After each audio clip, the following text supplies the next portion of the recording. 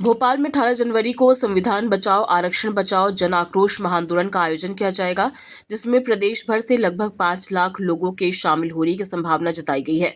ST, SC और OBC समाज के सामाजिक एवं जन संगठनों ने संयुक्त प्रेस वार्ता कर इस ऐतिहासिक आंदोलन की घोषणा की। प्रेस वार्ता में बताया गया कि यह आंदोलन पूरी तरह शांतिपूर्ण, संवैधानिक और लोकतांत्रिक तरीके से किया जाएगा। इसका मुख्य उद्देश्य IAS संतोष वर्मा के समर्थन में खड़े होकर संविधान आधारित व्यवस्था को मजबूत बनाना है।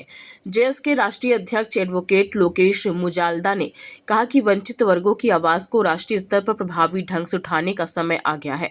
आंदोलन के प्रमुख मुद्दों में IAS संतोष वर्मा पर किसी भी प्रकार की कार्रवाई रोकने, ST, SC, OBC वर्गों के बैकलॉग पदों पर त्वरित भर्ती, पदोन्नति में आरक्षण लागू करने, 13% OBC होल्ड समाप्त करने, जनसंख्या अनुपात में प्रतिनिधित्व सुनिश्चित करने और संविधान व डॉक्टर अंबेडकर के खिलाफ अनर्गल बयान देने वालों पर सख्त कार्रवाई की मांग शामिल है।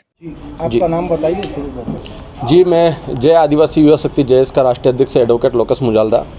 आज की हमारी जो प्रेस वार्ता है, ये ST, SC, OBC के तमाम सामाजिक संगठनों की संयुक्त प्रेस वार्ता है। इस प्रेस वार्ता में हम लोग अजाक्स के प्रांतीय अध्यक्ष IAS संतोष वर्मा जी द्वारा जो बयान दिया गया था, उस बयान का समर्थन करते हुए यह प्रेस वार्ता का आयोजन कर रहे हैं। और हम लोग ये कहना चाहते हैं कि IAS संतोष वर्मा जी ने जो बयान दिया, वो संविधान की मूल भावना सामाजिक समरसता पर आधारित था, समानता पर आधारित था। उसी उद्देश्य से उन्होंने जो बयान दिया था, लेकिन कुछ लोगों द्वारा उस बयान को तोड़ मरोड़ कर पेश करके जिस प्रकार से देश और प्रदेश का सौहार्द बिगाड़ने की कोशिश की गई है, यह निंदनीय है। हम लोग उसी के आगे बढ़ाते हुए हम लोग 13 दिसंबर 2025 को पूरे प्रदेश भर और देश भर में ब्लॉक, तहसील और जिला स्तर पर IAS संतोष वर्मा जी के समर्थन में हम लोग ज्ञापन दे रहे हैं तमाम ST, SC, OBC के सामाजिक संगठनों द्वारा। इसी के साथ भोपाल में 18 जनवरी 2026 को हम लोग एक संविधान बचाओ जन आक्रोश महाआंदोलन की तारीख का ऐलान करते हैं। हम लोग उस दिन ST, SC, OBC समाज के सामाजिक संगठन, चाहे अधिकारी कर्मचारी वर्ग के संगठन, 5 लाख से ज़्यादा की संख्या में भोपाल पहुंचकर संविधान को बचाने की शपथ लेंगे और संविधान बचाओ जन आक्रोश महाआंदोलन करेंगे।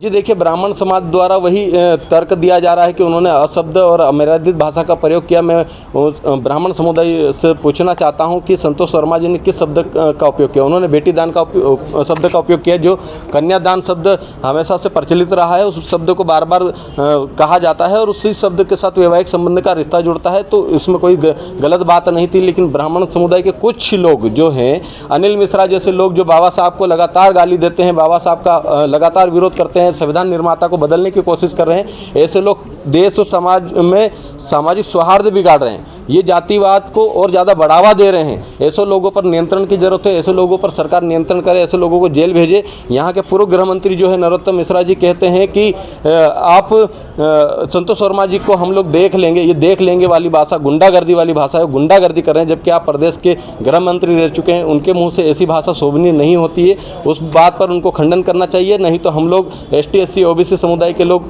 आज पहल कर चुके हैं। आज हमारे बीच में OBC महासभा के साथी बैठे हैं, अहिरवार समाज के साथी बैठे हैं, मांझी समाज संगठन के साथी बैठे हैं, कहार समाज संगठन के साथी बैठे हैं। तमाम साथी यहाँ पर मौजूद हैं और एक ही सुर में एक ही बात कह रहे हैं कि हम संविधान बचाने के लिए संकल्पित हैं और संविधान बचाने वाली इस मुहिम में हम लोग आगे काम करेंगे और संविधान विरोधियों को मुंह तोड़ जवाब देंगे।